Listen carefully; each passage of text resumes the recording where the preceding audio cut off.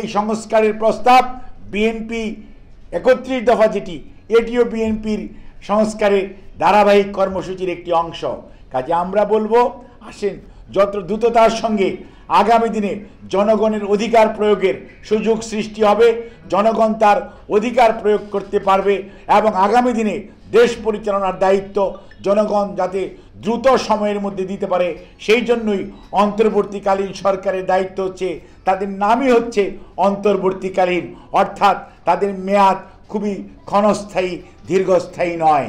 কাজেই তাদেরকে বুঝতে হবে জনগণের অধিকার জনগণকে ফেরত দেওয়ার জন্য অতি দ্রুত নির্বাচনী রুটম্যাপ ঘোষণা করে জনগণকে তাদের অধিকার প্রয়োগ করার সুযোগ দিবেন। এই সুযোগ জনগণ গ্রহণ করবে। জনগণ যাকে খুশি তাকে তাদের ইচ্ছামতো ভোটাধিকার প্রয়োগ করবে এবং জনগণের নির্বাচিত প্রতিনিধিরাই আগামী দিনে সিদ্ধান্ত নিবে জনগণ এবং দেশ কোন দিকে এগোবে। আপনাদের সবাইকে ধন্যবাদ। আল্লাহ হাফেজ। বাংলাদেশ জাতীয়তাবাদী দল জিন্দাবাদ।